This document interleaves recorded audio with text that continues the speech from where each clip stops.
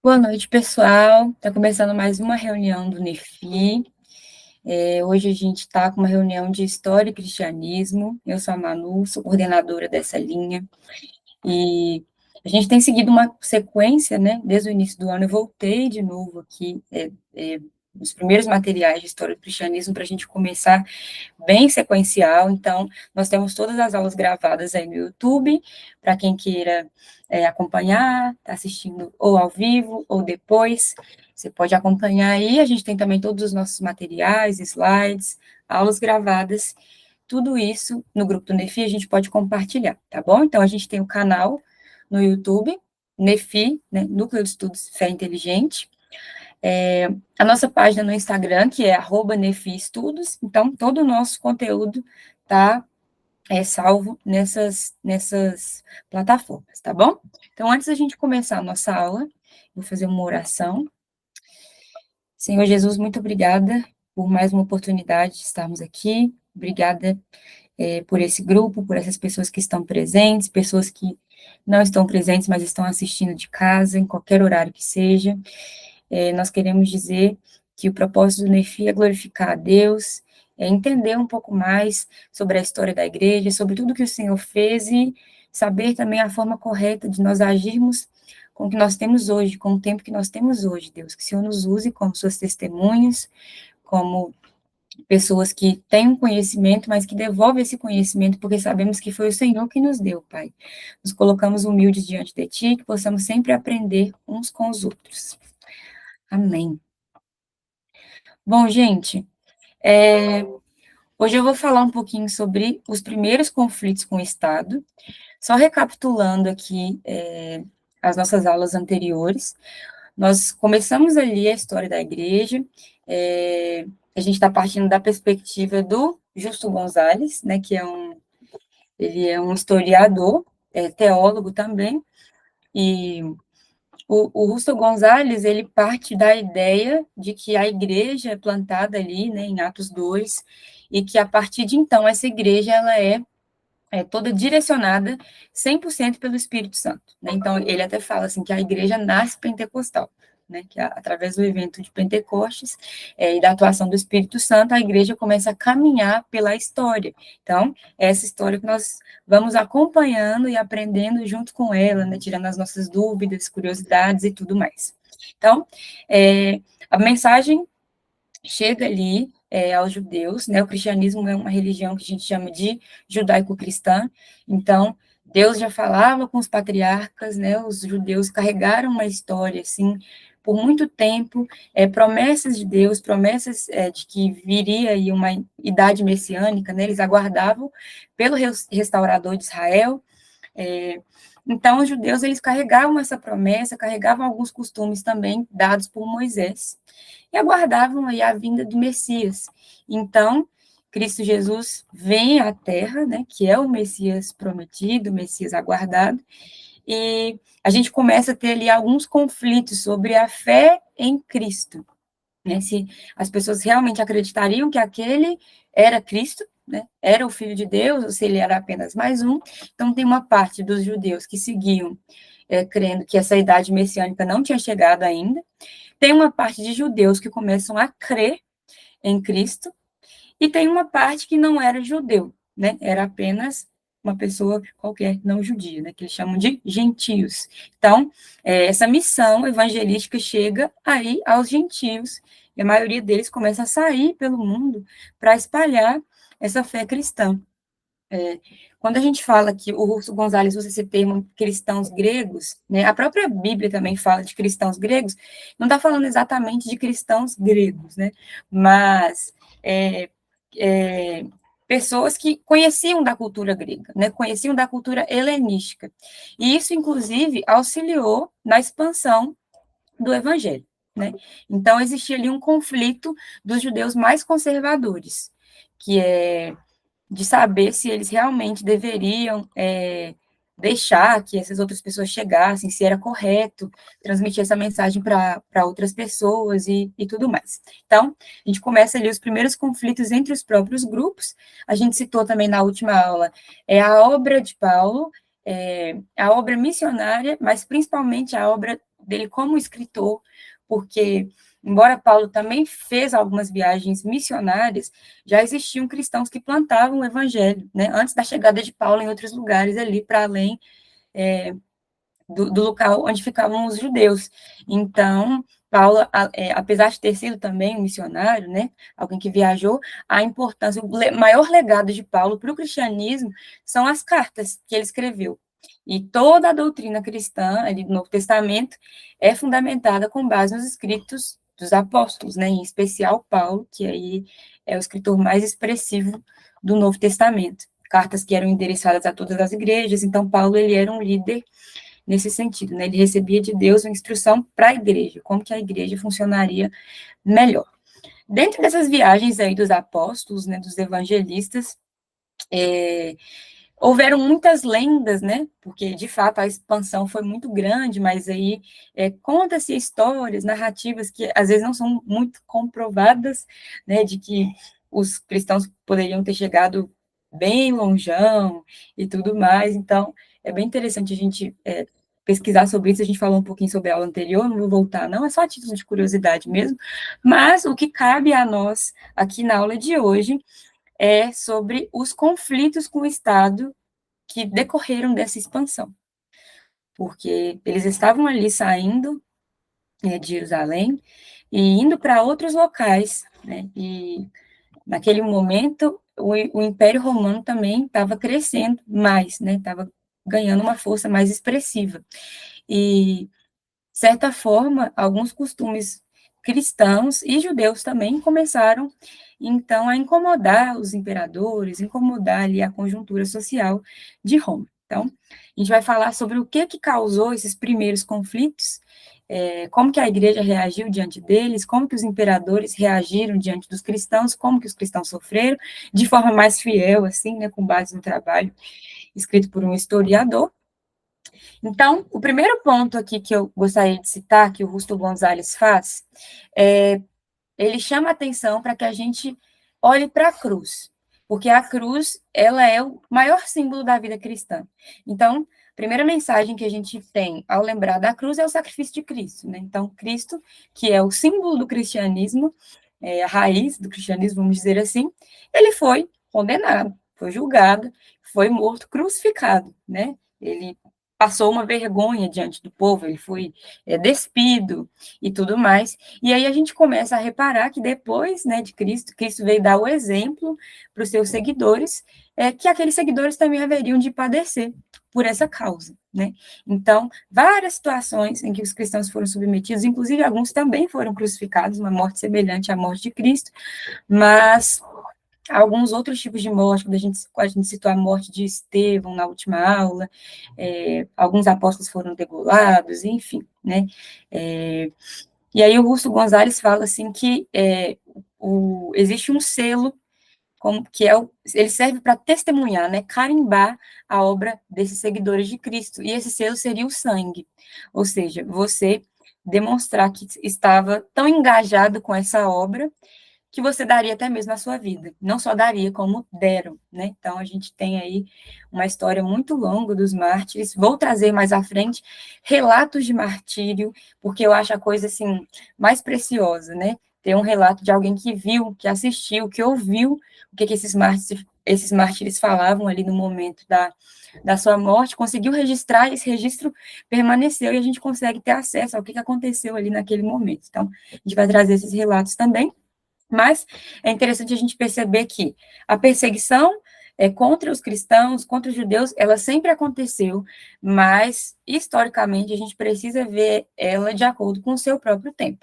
Então, ela não se dá da mesma maneira, com as mesmas pessoas e do mesmo jeito, né? Cada cristão, cada pessoa bem localizada no seu lugar, sofreu de determinado jeito. Então, a gente vai falar aqui sobre a perseguição, as primeiras perseguições sofridas pelo Estado romano, né, pelo Império Romano, melhor dizendo. Segundo ponto, uma pergunta, né? Quem que eram os primeiros cristãos? Como é que eles se identificavam, primeiramente? Então, os primeiros cristãos, eles se identificavam como judeus, né? Os primeiros que creram em Jesus, os seus discípulos, né, os que estavam ali mais perto de Jesus, ou do acontecimento, né, que a gente chama de acontecimento com A maiúsculo, essa vinda de Jesus, sua ressurreição e tudo mais.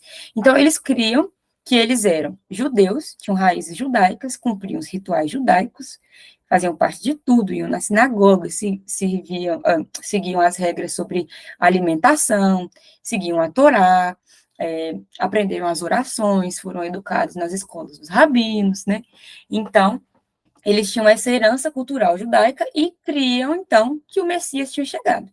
Então, eles tinham uma promessa do Messias e acreditavam que em Jesus se cumpria aquilo, né? Que Jesus era o restaurador de Israel e quem iria guiar o povo, né? Que a morte e a ressurreição de Cristo era ali a vitória do povo judeu. Para os judeus mais conservadores, os primeiros cristãos faziam parte do que a gente chama de seita judaica. Então, o judaísmo, ele não os escritores que estudam o judaísmo falam que o judaísmo não era monolítico, então ele não tem uma raiz só. Você tinha ali saduceus, você tinha os essênios, então o judaísmo ele se repartiu em algumas outras tendências, sabe? Então, dentro do judaísmo mesmo, como os fariseus, que eram dos grupos mais conservadores, existiam algumas discordâncias, né? Alguns grupos eram vistos como grupos hereges, né, que estavam pregando uma fé que não era a fé dos antepassados, a fé ortodoxa, vamos dizer assim. Então, para os judeus conservadores, os cristãos eram, então, uma nova seita judaica, porque eles não entendiam que em Jesus se cumpria essa idade messiânica, eles entendiam que outro Salvador viria, né, que Jesus não poderia ser esse Salvador, e fora as acusações que já tinham contra Jesus, né? Acusavam Jesus de blasfemo e tudo mais, que Jesus não, o Filho de Deus não poderia vir desse jeito na Terra, enfim. Então, os judeus mais conservadores, eles começam, então, não crer, né, que em Jesus se cumpriam aquilo, e para além disso, a gente sabe que na história judaica, os judeus perderam o seu território várias vezes, né, então eles têm os seus territórios invadidos, eles são exilados para outro lugar, eles perdem a sua terra, depois voltam para a terra, e aí é o tempo inteiro, assim, querendo restaurar o trono de Israel, vamos dizer assim, o reinado de Israel. Então, os judeus começam a olhar para trás e ver essas perdas judaicas como se os judeus, isso fosse um castigo de Deus para os judeus, porque, na verdade, os judeus faltaram com fidelidade a Deus e aos antepassados. Então, os judeus, eles não podiam, em hipótese alguma, se misturar. Eles tinham que ser puros, vamos dizer assim, para que só então eles recebessem essa promessa. Então, eles realmente, a gente vai ver várias narrativas bíblicas, né, de que eles não queriam nem conversar, nem se assentar à mesa com alguém que não professasse as mesmas coisas que eles, né? E nisso começa-se, então, uma perseguição dos judeus aos cristãos. Então, alguns grupos, né, mais extremistas começam ali, a gente vê Jesus sendo interrogado, os discípulos de Jesus sendo interrogados, algumas pessoas que antes eram judeus mais conservadores que se convertem sendo perseguidas, né, pelos próprios judeus, pela lei, a gente fala que é isso, né, perseguidos pela lei. Então, começa-se, então, essa hostilidade entre os dois grupos, né, os judeus mais conservadores e os cristãos. Dentro desse conflito, o papel das autoridades romanas começa de uma forma e depois ele vai tomando uma outra forma. Então, eu trouxe aqui um texto, que é o texto de Atos 18, que é quando alguns judeus levam o apóstolo Paulo diante do procônsul Gálio, né, ali da época, e começam a jogar algumas acusações sobre Paulo, né, algumas acusações sobre a forma de Paulo se portar, porque Paulo era um judeu e ele estava agindo para aqueles cristãos conservadores como se ele fosse um pagão, né? Mas, nesse momento, essas autoridades romanas entendiam que aquele conflito era um conflito de ordem judaica. Então, os judeus tinham que resolver aquilo entre si. Ele mesmo falou, olha, não cabe a lei de Roma julgar isso, porque isso não tem nada a ver, né, com o que a gente prega, nós não somos judeus, vamos dizer assim. Então, a princípio, Roma deixava essa decisão para que os judeus decidissem, né? Para que eles entendessem que existia uma justiça separada. Só que a gente sabe que ali no primeiro século, especialmente no primeiro e segundo século, a fé cristã começa a crescer demais. Então, ao ponto em que todas as partes do Império Romano se converteu, né? Se converteu assim, ouviu falar de Cristo e tal, e começaram a ter mais adeptos aí à religião cristã, ao ponto de o número de cristãos sobressair ao número de judeus. Eu coloquei aqui no slide crescimento do número de cristãos e diminuição dos judeus. Eu acho que eu não coloquei isso de forma mais clara, não foi a diminuição dos judeus, né? Mas o número de cristãos que sobressaiu. E aí, quando isso acontece, as distinções entre os dois começam a ficar mais claras, porque até então eles eram vistos como se fosse uma coisa só, né? Eles tinham algumas discordâncias básicas, mas eram parte do mesmo grupo. Só que quando os cristãos começam a sair, começam principalmente a pregar, porque a religião judaica ela não é uma religião que a gente chama de proselitista, né? Que prega, que evangeliza ou que quer ganhar adeptos. Não, né? Ela crê que Deus escolheu um povo, que é aquele povo, e que Deus tem promessas para aquele povo. Já os cristãos, eles disseminavam aquela fé para além dos judeus, né? Entendiam que Jesus também veio salvar um outro povo, que veio para os seus, e ele começou a espalhar essa mensagem para aqueles que aceitassem, né? A vontade de Deus, enfim, o chamado de Deus. E especialmente ali na queda de Jerusalém, que foi no ano 70 depois de Cristo, os judeus, eles tinham ali começaram a ter uma rixa ali contra o Império Romano, porque o Império Romano começou a estabelecer alguns decretos, né, que barravam um pouco os judeus ali nos seus rituais, nas suas formas de prestar culto e tudo mais. Então, os judeus começam, então, uma revolta contra Roma, e Roma acaba vencendo, né, essa guerra com a queda de Jerusalém. E nesse conflito, os cristãos eles se manifestam, né, dizendo que ele não fazia parte, não tinha nada a ver com esse conflito, com essa rebelião, porque a luta dos cristãos não era ali contra Roma. E aí, esse é até um ponto interessante sobre a fé judaica, né, porque as promessas que Deus tinha dado ali ao povo de Israel, os judeus entendiam como algo literal. Então, eles entendiam que Deus ia restaurar o reino de Israel propriamente dito, literalmente, né? Que Deus ia dar uma nova terra para Israel. E ali os romanos estavam destruindo Jerusalém, né? Que é ali a terra de Israel. Mas os cristãos então se posicionam e mostram que não, a nossa batalha não é aqui. O reino que o Senhor está falando é o reino de Deus, que não tem a ver com isso, é um reino espiritual e tudo mais. E aí até começa, eu coloquei aqui origens do sentimento antijudaico, porque antes ali os judeus, eles tinham aí essa perseguição contra os cristãos, mas chega um momento da história que os cristãos começam a perseguir, de certa forma, os judeus, e isso é muito sério, né, na história tem vários desdobramentos sobre isso, não necessariamente de cristãos, mas de uma ideologia que se espalhou pelo mundo e acabou corroborando em muitas mortes e tudo mais. Prosseguindo, número 4, a perseguição sobre Nero. Nero, geralmente, é o imperador que as pessoas mais falam, mais usam assim, para falar sobre Roma, né, e sobre perseguição. O que acontece? Nero não foi o primeiro imperador de Roma, né? A gente tem ali, se eu não me engano, são 4 imperadores antes de Nero, mas em 54 depois de Cristo, Nero assume o poder de Roma, e ele é o que inaugura a perseguição aos cristãos em Larga Séria. Então, a gente teve outros imperadores que também foram tiranos, que também tiveram outras regras ali violentas, mas Nero começa uma coisa contra os cristãos.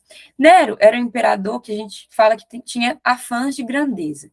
Então, ele pensava em construir um império que fosse bonito, que demonstrasse o poder dele, pensava ali em recolher alguns impostos que pudesse sustentar ali sua luxúria. Ele queria mesmo ser um símbolo de poder em Roma. E qualquer pessoa que se opunha a Nero acabava sumindo, né? Morria misteriosamente, a pessoa ficavam sabendo por aí que a pessoa suicidou, na verdade ela recebia uma ordem para se suicidar. Então, existiam muitas histórias, né, orais sobre Nero. existem muitas coisas, inclusive, que colocam na conta de Nero que a gente nem sabe se Nero fez de verdade, né? Tem coisas que são comprovadas, tem coisas que não. Mas certo é que a história oral, a memória coletiva que tinha sobre Nero, era que ele era uma pessoa muito autoritária, né? Uma pessoa que buscava um império para ele mesmo. E tem um fato que é bastante conhecido também, então, assim, 10 anos depois aí da sua posse ali do império, acontece um incêndio na cidade de Roma. E esse incêndio foi um incêndio misterioso. Ninguém sabe o que aconteceu, quem que foi que decretou esse incêndio.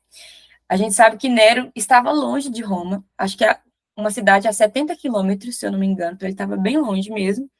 Só que começaram a surgir algumas suspeitas, rumores sobre ele, por saber que ele era um tirano, que ele era uma pessoa violenta, né, que ele não tinha coração, vamos dizer assim.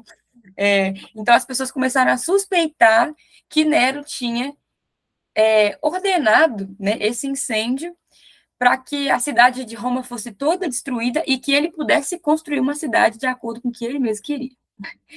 Então, isso é o que as pessoas pensavam sobre Nero. Tácito, que foi um historiador muito importante do período, ele escreveu várias obras, mas a obra principal que relata isso chama Anais. Então, ele relata aí esse incêndio, inclusive, Tácito não era cristão, tá, gente? Tácito acredita que esse incêndio foi acidental, de fato, que não foi Nero que ordenou esse incêndio. Só que o incêndio ele durou 8 dias, se eu não me engano, e começou a devastar a cidade de Roma toda. Uns 14 bairros foram devastados. E então as pessoas começaram a ficar assim inconformadas e fugir, né, para que aquele incêndio não chegasse até elas. Naquele período, obviamente, conter um incêndio não era tão fácil como a gente vê hoje, né? Então, Nero começou a abrir os seus jardins, ele tinha ali uns jardins para mostrar ali a grandeza do império e tal. Então, ele começa a abrir aquele espaço para que as pessoas pudessem se abrigar. Mas, mesmo tendo essas práticas, as pessoas ainda acreditavam que foi Nero que tinha ordenado esse incêndio. A história não comprova se foi Nero que fez isso mesmo, mas certo é que Nero começa a perceber que os bairros que não foram afetados pelo fogo eram bairros onde estavam concentrados judeus e cristãos. Então, Nero, de fato, ele atribui a culpa do incêndio aos cristãos. Por ver isso e tal, e outras acusações que a gente tem sobre os cristãos também, que a gente vai ver mais à frente. E eu vou destacar duas delas na aula de hoje. A primeira acusação contra os cristãos é a acusação de misantropia. O que é misantropia? É um grupo de pessoas que tem aversão contra a humanidade. Então, eles querem destruir a humanidade, por algum motivo. Por que esse termo era usado para se referir aos cristãos? Em Roma, a gente tinha uma cultura pagã. Então, diversas coisas, atos políticos, algumas festas eram celebradas de acordo com cada deus que era levantado ali no panteão, e para os cristãos e judeus, né, isso agredia a fé deles. Então, eles, de fato, não participavam de nada. E aí, ao invés de compreender isso como uma forma do sagrado, né, do sagrado dos cristãos, eles não participavam porque eles criam de forma diferente, as pessoas acusavam os cristãos, né, Nero também levanta essa acusação contra os cristãos, de que os cristãos, na verdade, não gostavam de gente, por isso que eles não se misturavam, né, eles não queriam estar ali perto da cultura, porque eles tinham ódio das pessoas e tudo mais, e isso, a princípio, parece algo, assim, escandaloso, mas nesse momento do incêndio foi algo que caiu como uma luva, né? Essa acusação caiu como uma luva, como se os cristãos quisessem, de fato, destruir todo o povo. Os cristãos também eram considerados ateus. Por quê? Porque todos os deuses romanos, para eles, eram erguidos estátuas muito grandes. Então, você passeava por Roma, passeava pelos palácios, você via, né, algumas estátuas dos deuses, né? Tinham vários deuses, alguns deuses que foram copiados, né, da cultura grega, vou dizer assim. Então, cada romano ali tinha um deus a qual ele prestava culto, a qual ele era devoto, e os cristãos não prestavam culto, o culto era público, né, gente? Então, você levava ali danças, levavam ali algumas coisas para oferecer para esses deuses, os cristãos não levavam, e ainda diziam que criam num deus que você não podia ver. Só que para um romano, que ele era completamente visual, ele precisava ver o deus dele. Então, eles entendiam que se eu não posso ver o seu Deus não existe, logo você não tem fé, você é um ateu. Então, os cristãos eram acusados de ateus, como se eles não tivessem nenhuma moral, né? Eles não prestavam culto a Deus, não tinham espaço sagrado ali no coração, e também não gostavam de pessoas. Então, essa acusação realmente fez com que as pessoas acreditassem mesmo que foram os cristãos que tivessem provocado aquele incêndio, né? Um ponto interessante sobre os espetáculos de Roma é que a cultura romana, desde a República, ela prezava por ter símbolos de poder. Então, principalmente a cultura do teatro, a cultura das peças, dos dramas, dos musicais, das lutas de gladiadores, das peças de comédia, dos animais que entravam ali e eram sacrificados ou eram convocados mesmo para lutar entre eles e ver qual era o bicho que ganhava. Isso fazia parte da cultura romana, porque ela prezava pelo entretenimento. Então, um bom imperador era o imperador que fizesse o povo se aproximar da arte, né? E, para além disso, esses grandes teatros que eram feitos, teatros, circos e tudo mais, provocavam a união de todos os grupos sociais. Então, você tinha pessoas da alta sociedade, pessoas da baixa sociedade, todos poderiam participar disso. Por isso que os teatros e anfiteatros eram muito grandões, né, para caber todo mundo. E as pessoas entendiam que o imperador estava fazendo algo por elas, que por mais que o imperador fosse um tirano, ele trazia a união dos povos, né? Ele justificava qualquer coisa através do que ele proporcionava, né? Ele é como se os romanos pensassem, ele pode até fazer algo de ruim, mas ele traz alegria para nós, vamos dizer assim. Então, o que Nero fez nesse momento, né? Depois de ter acusado os cristãos? Ele faz dos cristãos um dos seus espetáculos. Então, ele coloca, de fato, alguns cristãos ali vestidos de pele de animais, colocava no meio da arena, e aí esses cristãos, perdão, eram mortos por cachorros, né, que devoravam eles e tudo mais. Alguns cristãos foram crucificados em praça pública. Inclusive, a história entende, né, pelas indicações ali do período, que talvez Paulo e Pedro tivessem morrido nesse período. Alguns cristãos também eram acendidos, entre aspas, né, com fogo para iluminar a noite, então eles eram colocados ali em algumas estacas, bastões, né, como se fosse um poste mesmo, colocavam fogo nos cristãos para iluminar a noite. Inclusive, gente, quando a gente lê relato de martírio, relato de mártires, né, de pessoas que estavam assistindo essas pessoas serem incendiadas, é muito interessante as últimas palavras desses mártires, né, uma coisa assim incrível, de arrepiar mesmo. E aí, só que Nero ele começa a despertar um sentimento um pouco contrário, né? Porque as pessoas começam a ver aquilo que antes era considerado como um espetáculo, mas esse povo começa a encher o coração de misericórdia, porque eles começam a achar aquilo cruel demais. Então, eles começam a ver em Nero uma figura autoritária mesmo, uma figura quase psicopata, né? Como diz o Wilker aqui no chat.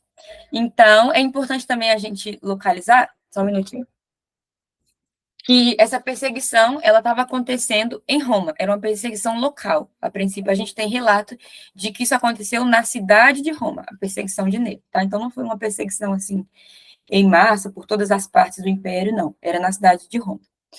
Então, ao ver isso, né, essa crueldade de Nero, no ano 68 depois de Cristo, o império, alguns atores que eram importantes politicamente ali do Império, acaba se rebelando contra Nero, e o depõe, Nero acaba se matando, e aí ele sai do poder, e aí, a princípio, começa uma fase, então, de paz, né? Os próximos imperadores não mexeram ali nos cristãos, eles, vamos dizer assim, declararam uma certa paz sobre a questão religiosa. O culto romano continua a ser pagão, mas os imperadores posteriores, eles demonstram uma certa tolerância ali, né, com os cristãos. Então, coloquei essa imagem, eu acredito que muitas pessoas já possam ter visto essa imagem na vida, e ela é bem, bem triste, assim, mas é bem emblemática do que realmente acontecia, e certamente, como o Justo Gonzalez fala, né, o sangue desses mártires foram ali o selo do compromisso que eles tinham com Cristo, e Deus foi glorificado ali também. Não sei se vocês conseguem reparar aí na imagem, mas para além dessas feras, a gente tem ali alguns cristãos ajoelhados no chão, mas tem muitas estacas ali estendidas, né, ao redor, e os cristãos que de fato estavam sendo queimados ali. Então isso acontecia de fato como um espetáculo. Bom, depois disso o Império Romano passa por uma crise política mesmo, né? É considerado, assim, os historiadores entendem que Roma estava quase perdendo até mesmo o poder, porque os imperadores, eles não comandavam, eles não eram bons comandantes, vamos dizer assim. Então, o império ficou uma bagunça. E só em 81 depois de Cristo, que na verdade, antes de Domiciano, antes um pouquinho, a gente tem Vespasiano, que inclusive foi Vespasiano e Tito, seu filho, que ordenou ali a queda de Jerusalém. Posterior a isso, a gente tem o imperador Domiciano.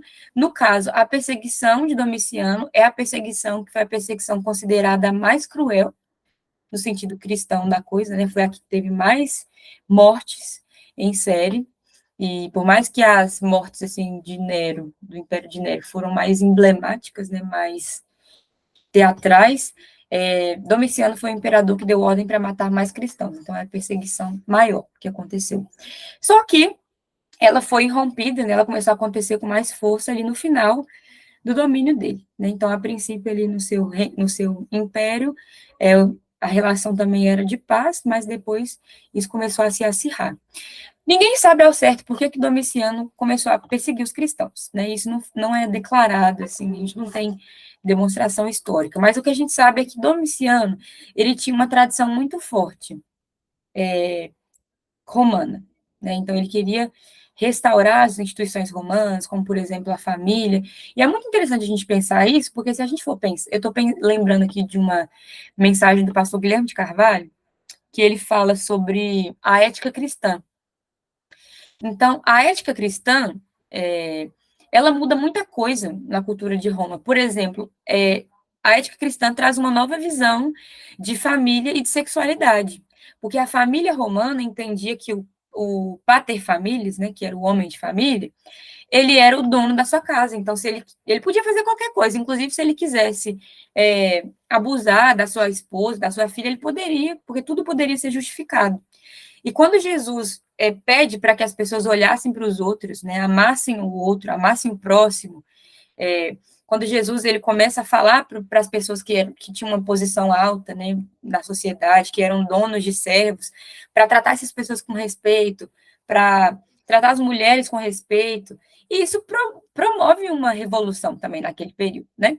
Então, acredito que muita coisa, ainda que não seja uma revolução do poder, né, que os cristãos promoveram, mas muita coisa dos costumes começaram a incomodar ali Domiciano. Isso aqui são conjecturas minhas, né, mas por ele ser alguém bem tradicional, dá para a gente conjecturar algumas coisas do porquê que ele não gostava ali dos cristãos.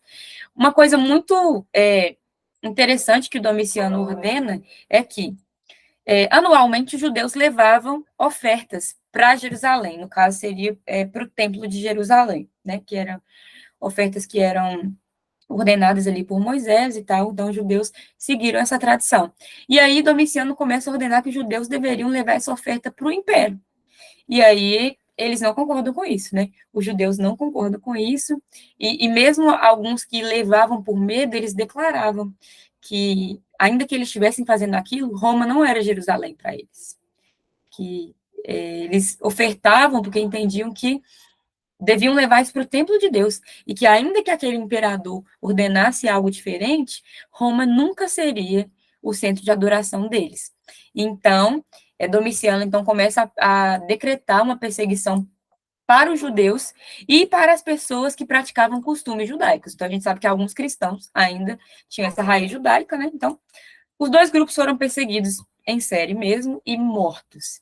A perseguição também foi local em Roma, mas ela também chegou na Ásia Menor. Então, a Ásia Menor é o território onde corresponde à Turquia hoje, né? Então, ali naquele pedaço, essa perseguição aconteceu. E a gente vê uma diferença também, né? Se a gente pensar que Paulo estava ali na fase de Nero, Paulo ele olha para as autoridades, por exemplo, e ele ordena para que as pessoas obedecessem, né? Obedecessem às autoridades, que ainda que as autoridades fossem tiranas, existia uma autoridade maior, né? A nossa pátria não era aqui, era celestial. Só que se a gente for olhar as cartas de Apocalipse, né, que já foram escritas por João estava ali localizado na Ásia Menor, quando ele foi exilado na ilha de Patmos. João já se refere a Roma de uma forma, assim, nada elogiosa, né? Chama Roma de a grande prostituta.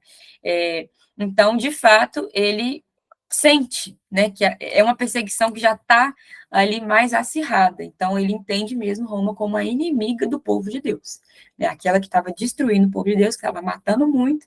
Então, a gente vê reflexos aí dessa perseguição de forma mais forte na carta do Apocalipse, né? Revelação aí para João. Domiciano, então, ele é acusado de tirania e ele é assassinado no seu próprio palácio, e então começa uma nova fase de paz ali em Roma, e aí a gente continua essa história aí no século II, com outros imperadores. Hoje eu trouxe aí os dois principais. Coloquei aqui as minhas referências, o Rusto Gonzalez, como sempre. Gente, esse livro é maravilhoso, que é a História Ilustrada do Cristianismo. Ele é bem grandão. Então, assim, ele narra toda a história do cristianismo. Eu tenho 2 volumes, né? Volume 1 e 2. Então, eu estou usando um, a princípio, né? Que é o início da história, mas ele é muito legal. Ele tem muitas imagens. As imagens não são coloridas, infelizmente. São em preto e branco, mas eu gosto bastante porque não sei, né? A história com imagem traz para a gente a vida para aquela cena. Às vezes é difícil a gente pensar, né, na cena acontecendo na nossa frente, tem muito tempo que aconteceu, mas e a imagem, né, a pintura te coloca lá naquele lugar. Usei uma referência também da Maria Luísa Coracin sobre os espetáculos em Roma, que eu fiz questão de pesquisar, porque é, é interessante, né, a gente ver o que significava, qual era o imaginário popular, por que as pessoas iam para as arenas, o que o imperador pensava com aquilo e tudo mais.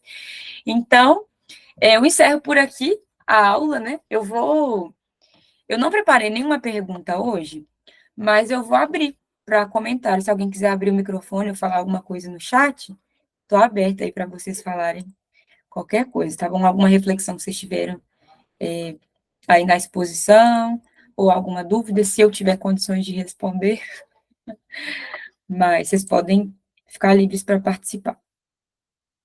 Caso alguém queira. Pode falar, Bia.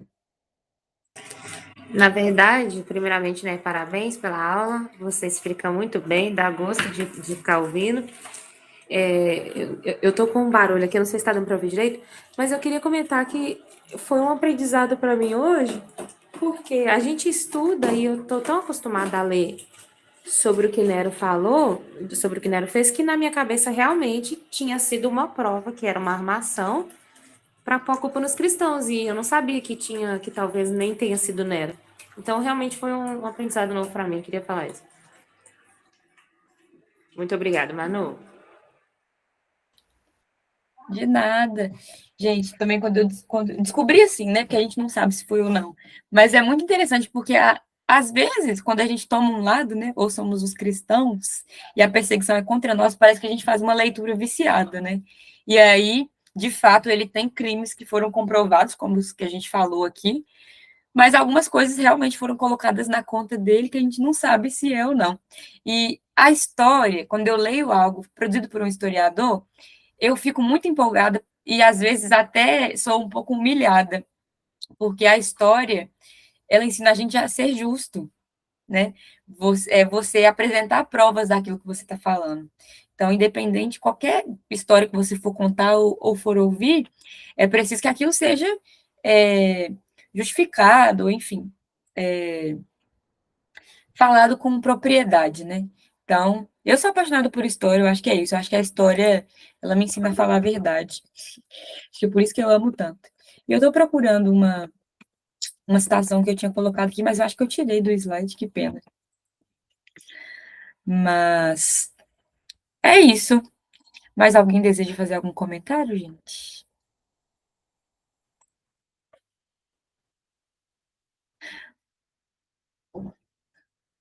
O Geilson chegou no final da aula, né? Pode falar, Wilk. Opa, então, eu achei que algo que eu aprendi essa noite é que a perseguição foi bem localizada. Achei que a perseguição do primeiro século fosse em todo o Império Romano, na verdade. Não tinha ideia. Obrigado por essa informação, que para a gente é bem valiosa. Eu acho incrível como que a gente às vezes passa, né, estudando história e vendo os relatos, passa de perseguido para perseguidor. Incrível como os cristãos como conseguiram, a gente vai com certeza estudar isso mais à frente também, né? Conseguiram dar um jeito de deixar de ser perseguido para serem perseguidores da história. A gente vai aprender isso com, né, aí a perseguição dos grandes reformadores, né, dos pré-reformadores, e a história ela vem nos mostrar como que é meio até contraditório até falar e pensar, mas como que pessoas que a gente chama de pessoas de Deus conseguiram ser tão cruéis também. É isso.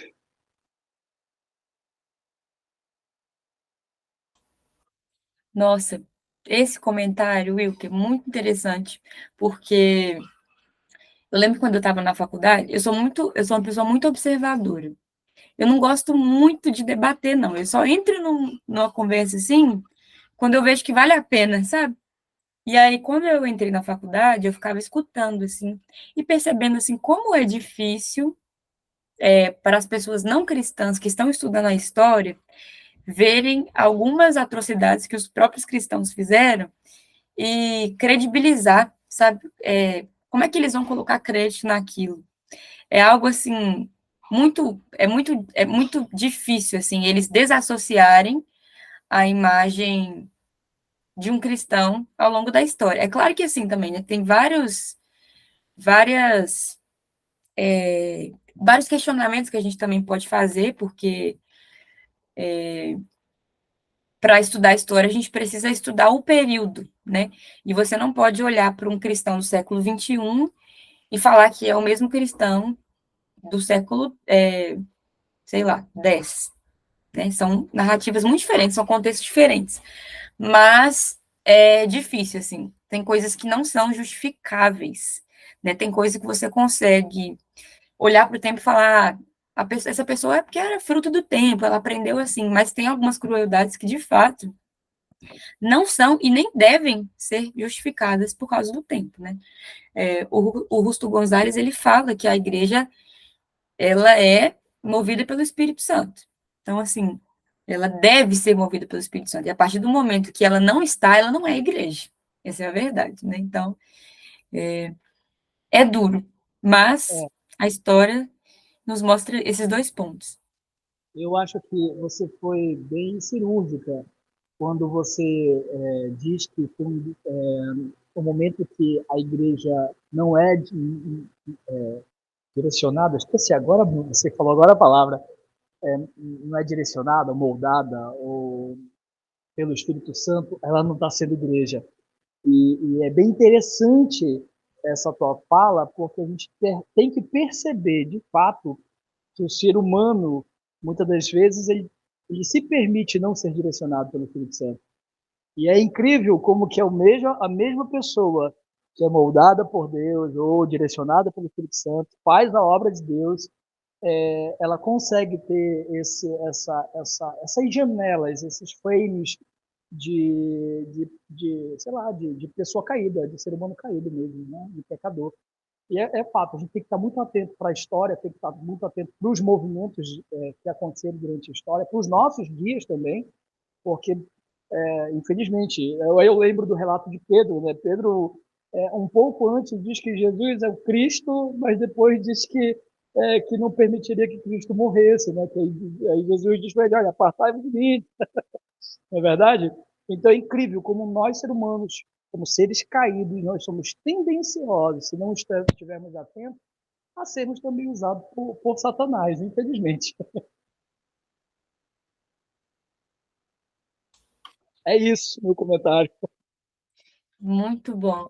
E eu volto aqui para finalizar, né? Eu tinha deixado esse slide aqui, ó, que o Russo Gonzalez faz, que a cruz é o símbolo da vida cristã.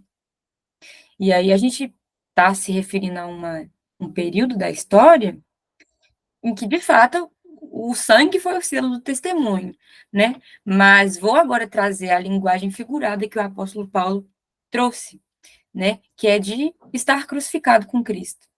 Então, a vida cristã, como testemunho, é a cruz. Não interessa se vai ser uma cruz de verdade, se vai ser a crucificação dos nossos prazeres, dos nossos poderes, né? Porque tem um ditado que o pessoal fala que é. Eu esqueci como é que é o ditado, mas fala no sentido de que quando você dá poder para um ser humano, que você descobre o que tem no coração dele, né?